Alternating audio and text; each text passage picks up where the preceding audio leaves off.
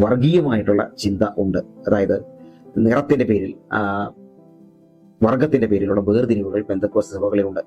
അത്തരത്തിൽ വേർതിരിവുകൾ ഉണ്ടോ? മറ്റുള്ളവരെ ജാതിയുടെ അടിസ്ഥാനത്തിലും മതത്തിൻ്റെ അടിസ്ഥാനത്തിലും കാണുന്ന വലിയൊരു സമൂഹം നമ്മുടെ ഈ ലോകത്തുണ്ട്. അത് ഹിന്ദു മതത്തിൽ മാത്രമല്ല, ഇസ്ലാം മതത്തിൽ മാത്രമല്ല, ക്രിസ്ത്യൻസിലുണ്ട്, പ്രത്യേകിച്ച് പെന്തക്കോസ്തുകാരുടെ ഇടയിലുണ്ട്. ഉണ്ടാകാൻ പാടില്ല. സത്യത്തിൽ കറുപ്പിന്റെയോ വെളുപ്പിന്റെയോ ഏതെങ്കിലും പ്രത്യേക സമൂഹത്തിൽ നിന്ന് വന്നതിന്റെയോ പേരിലുള്ള വേർതിരിവുകൾ പെന്തക്കോസ്ത് സമൂഹത്തിൽ ഉണ്ടാകാൻ പാടില്ല. നമ്മൾ എന്തിനാ വിശ്വസിക്കുന്നത്?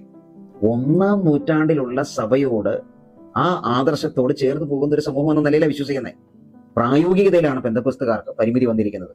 അവിടെയാണ് ഈ പ്രശ്നം പറ്റുന്നത്. അപ്പൊ ഈ നിറത്തിന്റെ പേരിലുള്ള അല്ലെങ്കിൽ ജാതിയുടെ പേരിലുള്ള വേർതിരിവുകളുണ്ടോ? തീർച്ചയായിട്ടും പെന്തക്കോസ്ത് സമൂഹത്തിൽ അത്തരത്തിലുള്ള വേർതിരിവുകൾ ഉണ്ട്. അതിനെ നമ്മൾ ഇടിച്ചു കളയണം. എല്ലായിടത്തും അങ്ങനെയാണെന്നല്ല ഞാൻ പറയുന്നത്, എല്ലാ സഭകളും അങ്ങനെയാണെന്നല്ല ഞാൻ പറയുന്നത്. മുഴുവനായിട്ടൊരു പെന്തക്കോസ്റ്റൽ സർക്കിൾ നമ്മൾ എടുക്കുമ്പോൾ നിറത്തിന്റെ പേരിലും ജാതിയുടെ പേരിലുമുള്ള വേർതിരിവുകൾ നമ്മുടെ സമൂഹത്തിലുണ്ട്. നമ്മൾ അതിനെ ഇടിക്കണം, നമ്മൾ അതിനെ ഇല്ലാതെയാക്കണം.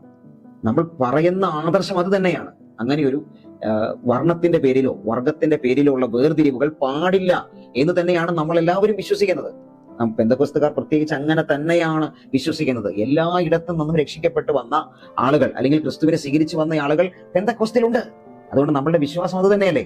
അപ്പൊ അതിന് വിപരീതമായിട്ടുള്ള കാര്യങ്ങൾ ഇവിടെ ഉണ്ട്. അതിനെ തിരുത്തേണ്ടത് പെന്തക്കോസ്ത് സമൂഹം തന്നെയാണ്. എന്നാൽ മറ്റു സമൂഹങ്ങളെ നോക്കുമ്പോൾ ഇത്തരം കാര്യങ്ങളിൽ ഈ നിറത്തിന്റെ പേരിലുള്ള, അതുപോലെ തന്നെ ജാതിയുടെ പേരിലുള്ള വേർതിരിവുകൾ മറ്റ് ഇതര സമൂഹങ്ങളെ നോക്കുമ്പോൾ, ഞാൻ പറഞ്ഞത് ക്രൈസ്തവ സമൂഹങ്ങൾ മാത്രമല്ല, ഇതര മതങ്ങളെയും പെന്തക്കോസ്തിനോട് ചേർത്ത് വെച്ച് തുലനം ചെയ്യുമ്പോൾ പെന്തക്കോസ്തുകാർ ബഹുദൂരം മുന്നിലാണെന്ന് കൂടി നമ്മൾ തിരിച്ചറിയേണ്ടതുണ്ട്.